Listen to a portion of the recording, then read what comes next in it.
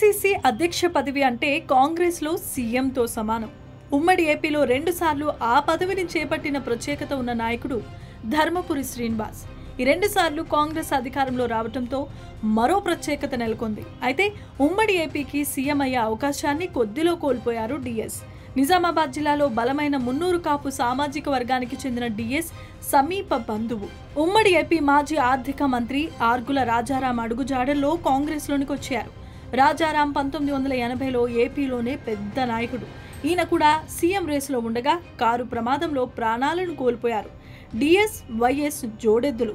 1989లో డిఎస్ తొలిసారి ఎమ్మెల్యేగా గెలిచిన వెంటనే మంత్రి పదవిని పొందారు.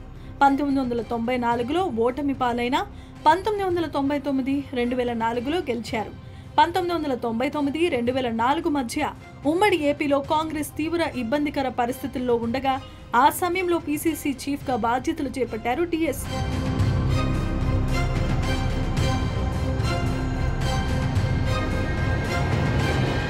అప్పటి సీఎల్పీ నాయకుడు వైఎస్తో కలిసి పార్టీని అధికారంలోనికి తీసుకొచ్చారు. ప్రభుత్వం ఏర్పడ్డాక ఉన్నత విద్యాశాఖ మంత్రిగా పనిచేశారు. ఫీజు రియాంబర్స్మెంట్ ఆలోచన ఎందరో పేద పిల్లల ఉన్నత విద్య చదివేందుకు తోడ్పడింది. అయితే ఇది అప్పటి ఉన్నత విద్యాశాఖ మంత్రిగా ఉన్న డిఎస్ ఆలోచనే అని చెబుతూ ఉంటారు.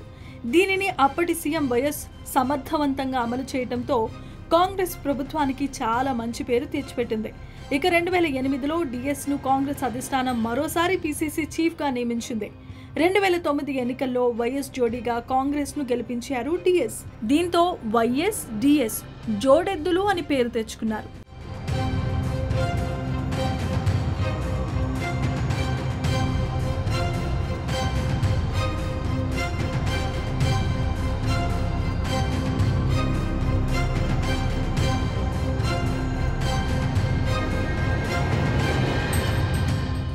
సీఎంగా వైఎస్, పీసీసీ చీఫ్గా డిఎస్ అద్భుతంగా వ్యవహరించారని చెబుతారు కాంగ్రెస్ నేతలు.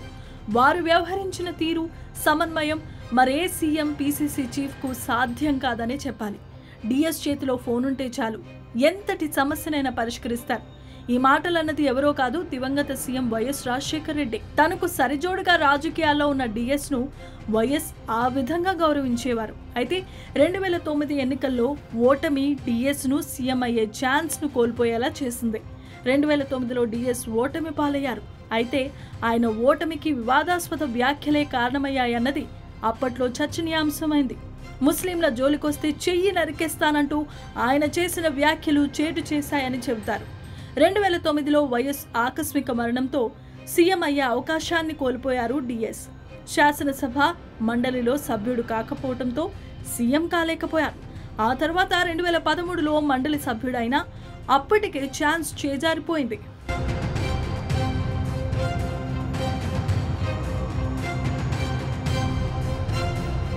ఆ తర్వాత ఉద్యమ సమయంలో బీఆర్ఎస్ చేరటం, విభేదాల కారణంగా బీజేపీలో చేరారు. అయితే అక్కడ కూడా ఇమడలేకపోయిన డిఎస్ తిరిగి సొంత గూటికి చేరుకున్నారు.